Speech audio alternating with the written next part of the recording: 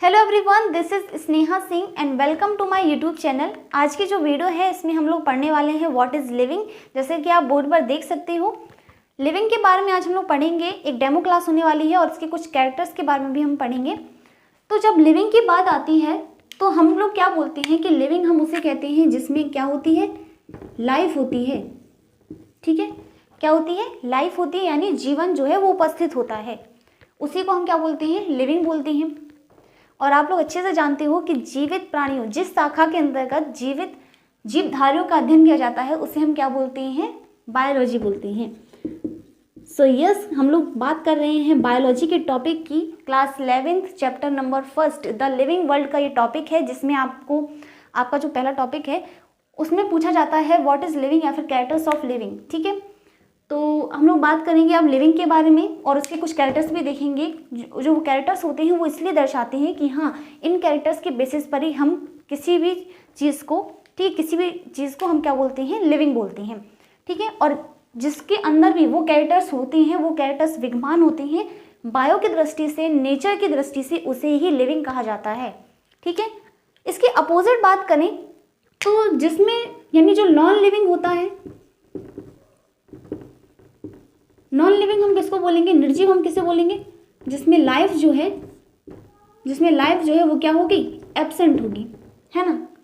Living हम उसको बोलते हैं जिसमें लाइफ होती है, ठीक है, जिसमें जीवन होता है। और नॉन लिविंग हम उसको बोलते हैं जिसमें लाइफ जो है वो नहीं होती, ठीक है, निर्जीव उसको बोलते हैं। फॉर एग्जाम्पल बोर्ड हो गया, कैमरा हो गया, मार्कर हो गया। तो बायोलॉजी में आप लोग से ये तो नहीं पूछते ना कि मार्कर की क्रॉस सेक्शन कटिंग कीजिए, है ना। तो हम क्या करते हैं, बायो में जीवित जीवधारियों का यानी लिविंग ऑर्गेनिज्म की स्टडी करते हैं और उसी चीज़ को हम बायोलॉजी बोलते हैं।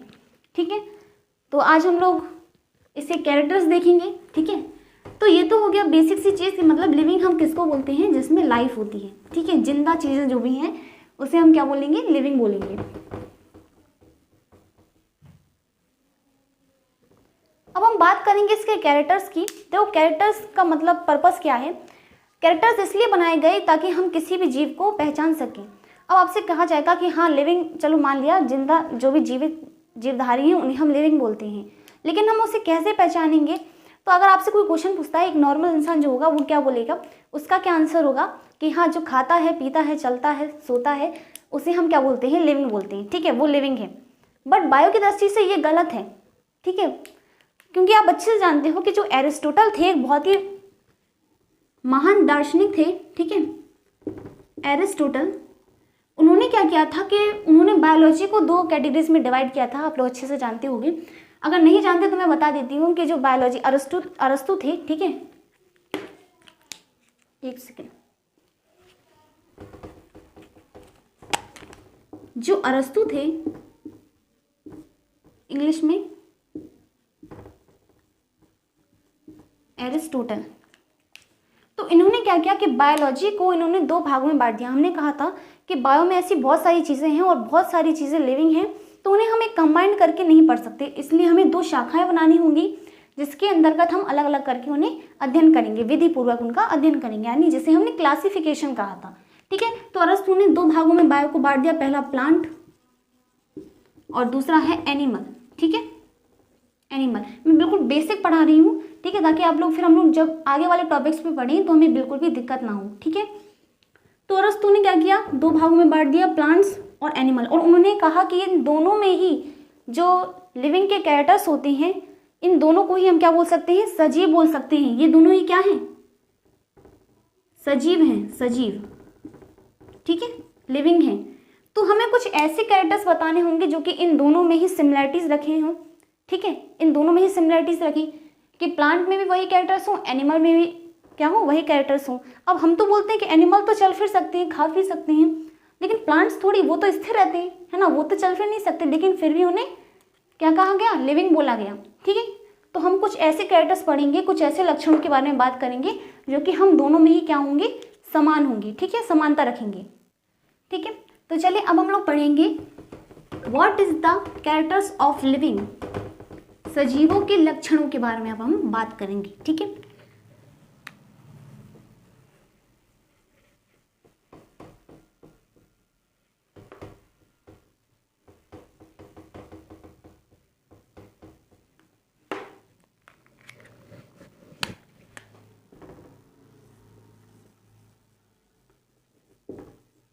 कैरेक्टर्स ऑफ लिविंग, ठीक है, सजीवों के लक्षणों के बारे में हम बात करेंगे। तो पहला कैरेक्टर है हमारा, हम बोल सकते हैं body made up with cells, कोशिकाओं से बना शरीर, चाहे कितना ही बड़ा ऑर्गेनिज्म क्यों ना हो, चाहे वो इतना सा हो या फिर बहुत बड़ा हो, अगर वो लिविंग है तो उसके लिए ज़रूरी है कि उसका जो शरीर है वो किससे मिलकर बना हो, सेल्स से यानी कोशिकाओं से बना हो। और ये क्या है, फंडामेंटल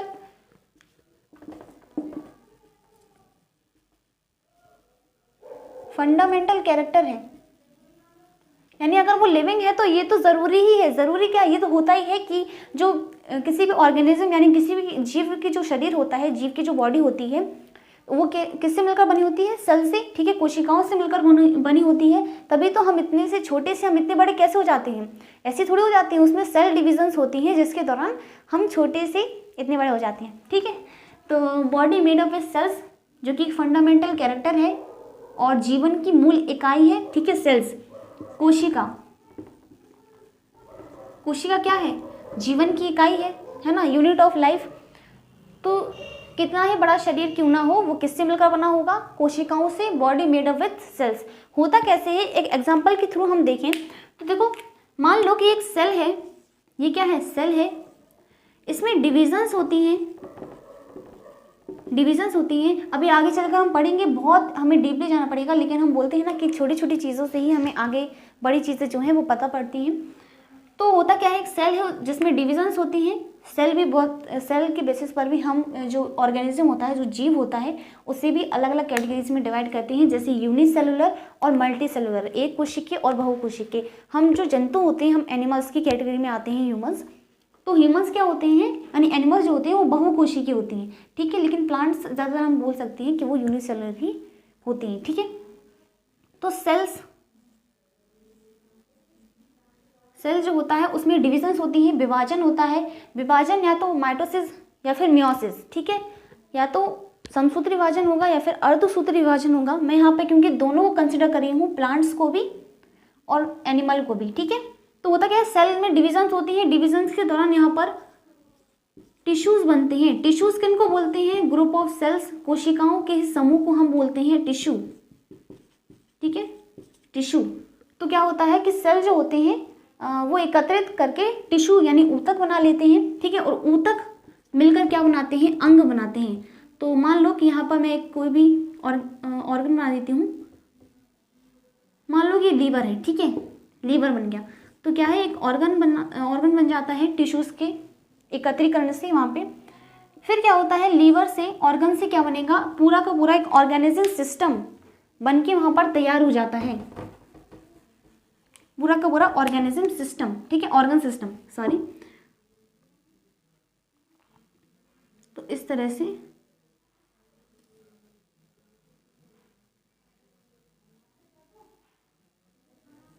मान लो कि एक बॉडी है, इसमें क्या होता है कि पूरा का पूरा एक ऑर्गन सिस्टम जो है वो बनकर तैयार हो जाता है।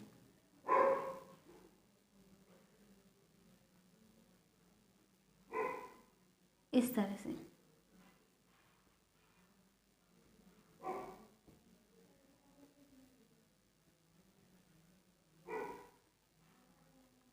ठीक है।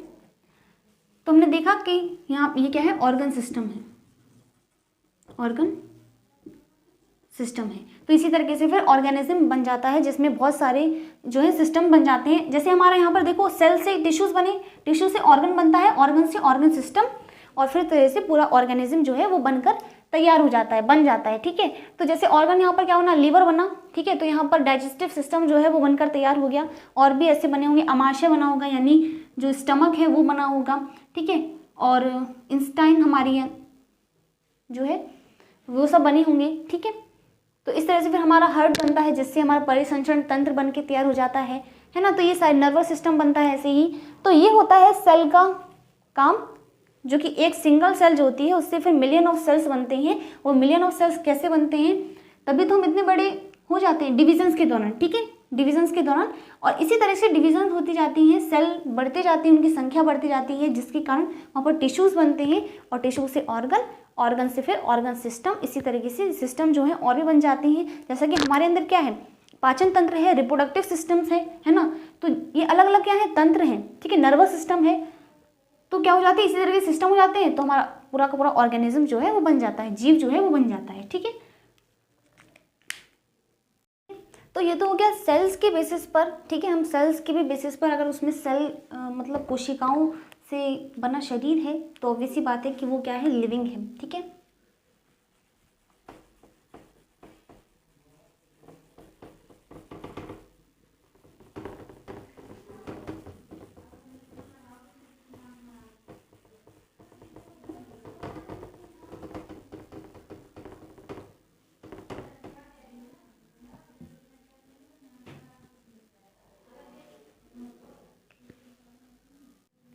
सेकंड जो कैरेक्टर है हम बोल सकते हैं, सेकंड हम क्या बोल सकते हैं, एनर्जी रिक्वायरमेंट। एनर्जी रिक्वायरमेंट यानी ऊर्जा की आवश्यकता।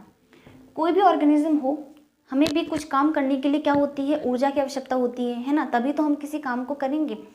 तो ऊर्जा की आवश्यकता ये क्या है, एक बेसिक सा कैरेक्टर है कि हर किसी ऑर्गेनिज्म को क्या होती है, ऊर्जा की आवश्यकता होती है किसी भी कार्य को करने के लिए, ठीक है। और जो भी ऑर्गेनिज्म होता है उसके ऊर्जा के जो रिसोर्सेज हैं, ऊर्जा के जो साधन हैं वो अलग अलग हो सकते हैं। जैसे कि हम ह्यूमंस की बात करें तो हमें ऊर्जा प्राप्त करने के लिए किसकी ज़रूरत होती है, न्यूट्रिशन की, है ना, न्यूट्रिशन की, पोषण तत्व हमें चाहिए, और जो कि हमें किससे मिलती हैं, भोजन से मिलती हैं, है ना, भोजन से मिलते हैं।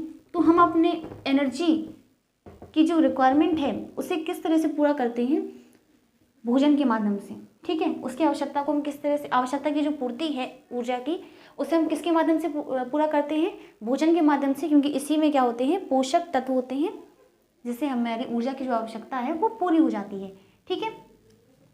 और इसके भी मतलब अलग अलग, ऐसा नहीं बोल सकते कि हमारे लिए भोजन ही है जो हमें ऊर्जा देती है। प्लांट्स की अगर बात करें तो उन्हें ऊर्जा किससे मिलती है, ऊर्जा के सोर्सेस क्या हैं, सन हो गया, वाटर हो गया, है ना, तो मिनरल्स हो गए, ये सारी चीज़ें क्या हैं उनके लिए, एनर्जी रिसोर्सेज हैं।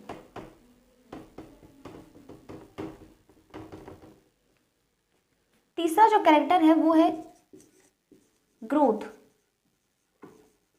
यानी वृद्धि। तो जीवित जीवधारी जो होते हैं, सभी प्राणी जो होते हैं, उनमें क्या होती है, ग्रोथ होती है, ठीक है। लिविंग का ये एक और कैरेक्टर है ग्रोथ यानी वृद्धि। तो ये दो तरह से हो सकती है। पहली क्या होती है, वहां पर कोशिका विभाजन के दौरान वृद्धि हो सकती है, कोशिका विभाजन, कोशिका विभाजन यानी सेल जो है, एक कोशिका जो है एक से विभाजित होकर वो क्या कर रही है, दो कोशिका बना रही है, 2 से 4 बना रही है, इस तरह से वहां पर क्या हो रही है, कोशिका विभाजन के दौरान भी वृद्धि हो रही है। दूसरा हो सकता है कोशिकाओं के आकार में, कोशिकाओं के आकार में, ठीक है, कोशिका आकार में वृद्धि कर रही है। तो जब शरीर के अंदर कोशिका जब आकार में वृद्धि करती है तो वहाँ पर शरीर का जो आकार है उसमें भी वृद्धि होने लगती है, ठीक है। तो जो एक कोशिकीय जीव होते हैं उनमें क्या होता है, जो यूनिसेलुलर एनिमल्स होते हैं, यूनिसेलुलर ऑर्गेनिज्म, ठीक है, क्योंकि यहाँ पर हम दोनों चीज़ों को ले रहे हैं। यूनिसेलुलर ऑर्गेनिज्म जो होते हैं उनमें कोशिकाओं के आकार के बढ़ने पर शरीर में वृद्धि होती है, यानी शरीर का जो आकार है वो भी बढ़ता है, ठीक है। तो कोशिश समझ लो कि कोशिका है, जब ये इतनी बड़ी हुई तो ऐसे बढ़ती है, तो वहाँ पर क्या होता है, यूनिसेलुलर यानी जो एक कोशिकीय जंतु होते हैं उनमें कोशिकाओं के आकार बढ़ता है तो उनका शरीर भी बढ़ने लगता है, ठीक है। तो वहाँ पर इस तरह से वृद्धि होती है। लेकिन जो मल्टी सेलुलर होते हैं, मल्टी सेलुलर वहाँ पर दोनों प्रकार से वृद्धि हो सकती है, यानी कोशिका विभाजन से भी वहाँ पर वृद्धि होती है और कोशिकाओं के आकार के बढ़ने से भी, कोशिकाओं के बढ़ने से भी वहाँ पर क्या होती है, वृद्धि होती है, ठीक है। तो वहाँ पर दोनों ये मल्टी सेलुलर जो जंतु होते हैं, बहुकोशिकीय जंतु होते हैं, उनमें दोनों प्रकार से वृद्धि को देखा जा सकता है, ठीक है। तो अब हम बोलते हैं कि ग्रोथ और डेवलपमेंट में क्या अंतर है, ठीक है। एक और चीज आ जाती है डेवलपमेंट। तो ग्रोथ जो है वो एक डेवलपमेंट का ही पार्ट है। होता क्या है कि ग्रोथ में हम क्या करते हैं, एक एग्जांपल के थ्रू समझो। हम क्या बोलते हैं कि उसकी हाइट जो है वो बहुत अच्छी ग्रोथ कर रही है, उसके बाल बहुत लंबे हैं, उसके बालों की ग्रोथ बहुत अच्छी है, इस तरह से हम बोलते हैं ना। ग्रोथ और डेवलपमेंट में अंतर को देखें, ग्रोथ और डेवलपमेंट में क्या डिफरेंस है। Growth versus development.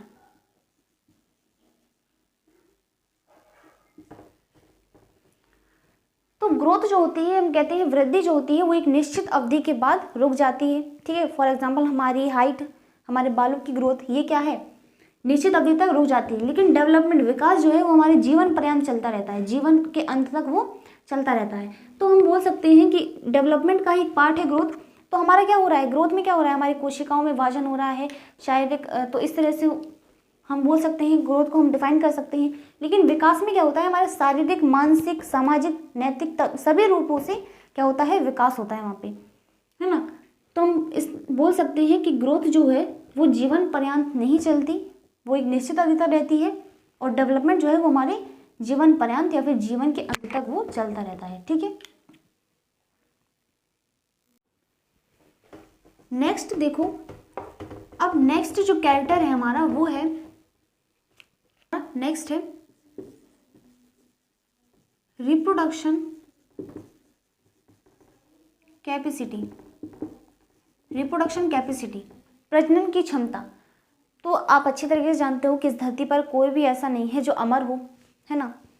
और रिप्रोडक्शन होता क्या है, अपने समान संतति को उत्पन्न करना। इसी क्रिया को हम क्या बोलते हैं, जनन या फिर प्रजनन या फिर रिप्रोडक्शन बोलते हैं, ठीक है। तो रिप्रोडक्शन की क्या, हम ऐसा नहीं बोल सकते, एक अनिवार्य लक्षण है ये मतलब लिविंग का। और अगर लिविंग है तो वो रिप्रोडक्शन जरूर करेगा, अगर उसे अपनी जाति का अस्तित्व, ठीक है, अपनी जाति का जो अस्तित्व है उसे अपनी इस धरती पर बनाए रखना है, तो वो क्या करेगा, रिप्रोडक्शन करेगा, ठीक है। तो रिप्रोडक्शन ये भी एक लक्षण है जीवों का, जिसमें वो क्या करता है, अपने समान संतति को उत्पन्न करता है, ठीक है। और यही कारण है कि हमारे, तो सभी लोग ऐसे उत्पन्न थोड़ी हुए, रिप्रोडक्शन से ही, है ना। रिप्रोडक्शन से ही तो मतलब संख्या में ऐसी वृद्धि होती है, ठीक है। हमारे पूर्वज जो थे उनके दौरान, मतलब रिप्रोडक्शन के दौरान ही आज हम यहाँ पर हैं, है ना। तो इस तरह से रिप्रोडक्शन की जो प्रोसेस है वो भी एक अनिवार्य लक्षण है। लेकिन हम ये नहीं बोल सकते कि जीवन जीने के लिए हमें रिप्रोडक्शन यानी जनन की ज़रूरत होगी। तो अपनी जाति के अस्तित्व को बनाए रखने के लिए वो क्या करेगा, जनन करेगा, ठीक है। तो होता क्या है, हम कुछ एनिमल्स की बात करें, जैसे मान लो कि यहाँ पे अमीबा है, अमीबा में क्या होता है कि वहाँ पर डीएनए जो है, डीएनए या फिर हम बोल सकते हैं वहाँ पर डिविजन्स होता है, जिसके कारण वहाँ पर दो अमीबा बन जाते हैं, है ना। और फिर दो अमीबा फिर से डिवीज़न करते हैं, जिसके कारण वहाँ पर 4 अमीबा बन जाते हैं। इसके कारण वहाँ पर क्या हो रहा है, एक से कई संख्याओं में वहाँ पर अमीबा जो है वो बन जाते हैं। तो यहाँ पर तो क्या हो रहा है कि डिवीज़न के दौरान वहाँ पर एक से वो कई संख्या में अमीबा बना ले रहे हैं। लेकिन हमें क्या करना पड़ता है, हमें जनन की क्रिया करनी पड़ती है। प्रोसेस आपको समझ में आया। तो यहाँ पे क्या हो रहा है, अमीबा जो है वहाँ पर विभाजन के दौरान, यानी कुछ जीव ऐसे होते हैं जहाँ पर केवल शरीर जो है, शरीर के अंगों से ही वहाँ पर क्या बन जाते हैं, जीव उत्पन्न हो जाते हैं। लेकिन हमें क्या करना पड़ता है, मतलब रिप्रोडक्शन करना पड़ता है, ताकि हमारी संख्या में वृद्धि हो सके और हमारी जाति जो है वो बनी रहे।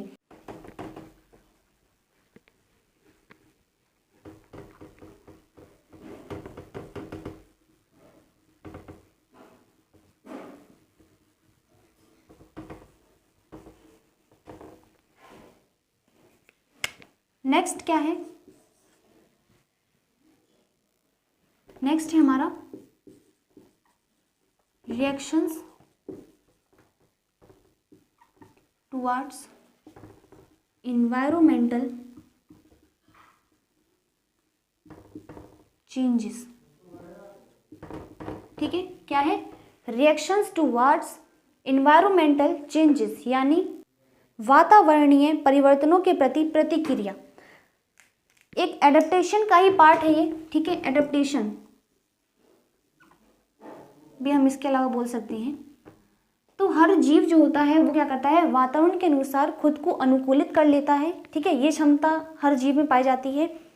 तो हम जिस भी, मतलब क्या करते हैं, हम जिस भी जगह जाते हैं, कोई भी जगह अगर हम गए तो हम क्या करते हैं, उसी वातावरण में के अनुसार खुद को चेंज कर लेते हैं।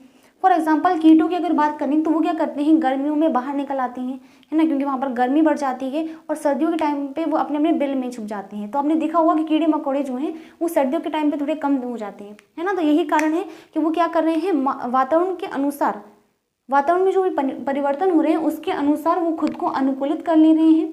ठीक है, तो यही कारण है कि ये एक लक्षण है हमारे लिविंग का कि वो क्या करते हैं, खुद को चेंज कर लेते हैं, खुद को अनुकूलित कर लेते हैं। हम भी कश्मीर में अगर जाएंगे तो हम वहाँ पर क्या करेंगे, स्वेटर पहनेंगे।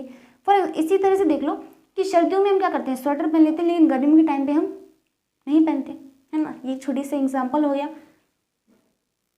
तो ये भी एक लक्षण है जीवों का ही, यानी वातावरणीय परिवर्तनों के अनुसार खुद को अनुकूलित करने की जो क्षमता है वो जीवों में या फिर लिविंग यानी सजीवों में पाई जाती है। ठीक है,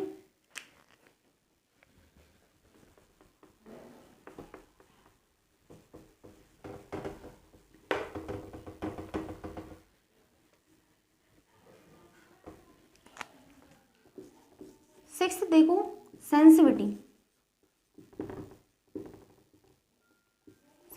यानी संवेदनशीलता। तो ये चीज़ तो सभी में होती है, जितने भी जीव हैं ये सभी में होती है। हमारे अंदर क्या होते हैं, सेंस ऑर्गन्स होते हैं, है ना। कोई अगर हमें टच करेगा तो हम उसका रिस्पॉन्स देंगे, हाँ हमें लगेगा, फील हो जाएगा कि हाँ किसी ने हमें टच किया। ठीक है, हम कोई भी ठंडा खाएंगे तो हमें क्या लगेगा, वो ठंडा लगेगा, गर्म खाएंगे तो हम गर्म लगेगा, है ना। तो ये क्या है, सेंसिटिविटी है, संवेदनशीलता है जो कि हर जीव में पाई जाती है।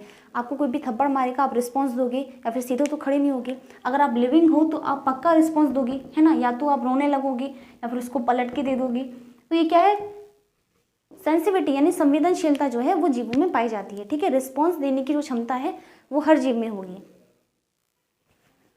तो ये होती हैं कैरेक्टर्स लिविंग के। ठीक है, किसी भी सजीव को हम सजीव क्यों बोलते हैं, इन कैरेक्टर्स के बेसिस पर। एक क्वेश्चन हम बोल सकते हैं कि मृत और निर्जीव में क्या अंतर है, मृत और निर्जीव में, डेड और नॉन लिविंग में क्या डिफरेंस है। तो मृत हम उसको बोल सकते हैं कि जिसमें पहले जीवन की सारी क्रियाएं थी, जो पहले जीवित था उसकी कोशिकाएं जो थी मरने से पहले वो सक्रिय थी। ठीक है, और वो सभी तरीके से मतलब सक्रिय था, लेकिन मरने के बाद वो निष्क्रिय हो गए, उसकी कोशिकाएं निष्क्रिय हो गई। ठीक है, वो काम करना बंद कर देती हैं और वो जीवन की सारी क्रियाओं से वो क्या हो गया, रहित हो गया। तो इसे हम मृत बोलेंगे। फॉर एग्जाम्पल मनुष्य, ठीक है, मृत मनुष्य और जंतु जो हैं जब वो मर जाते हैं तो उनकी बात क्या हो, उनकी कोशिकाएं सारी चीज़ें जो हैं वो जीवन की सारी क्रियाएं जो हैं वो निष्क्रिय हो जाती हैं। निर्जीव में क्या होता है, वो कभी लिविंग होते ही नहीं है। फॉर एग्जाम्पल बोर्ड, ठीक है, ये सारी चीज़ें क्या हो गई, निर्जीव हो गई। लेकिन इनमें क्या होते हैं, कोशिकाएं नहीं होती, इनमें परमाणु होते हैं। फॉर एग्जाम्पल धातु, ठीक है, अधातु, ये सारी चीज़ें, तो इनमें क्या होते हैं, सेल नहीं होते, इनमें परमाणु होते हैं। इनमें क्या होंगे, परमाणु होंगे, और इसमें होगा कोशिका। ठीक है, यानी सेल्स। तो ये डिफरेंस होता है मृत और निर्जीव में। ठीक है, तो ये एक छोटी सी वीडियो थी, डेमो क्लास थी। आई होप कि ये वीडियो जो है आपको पसंद आई होगी, समझ में आई होगी, और अच्छी लगी होगी तो प्लीज़ इसे लाइक कीजिएगा, शेयर कीजिए और कमेंट करके बताइए कि आपको ये वीडियो जो है वो कैसी लगी।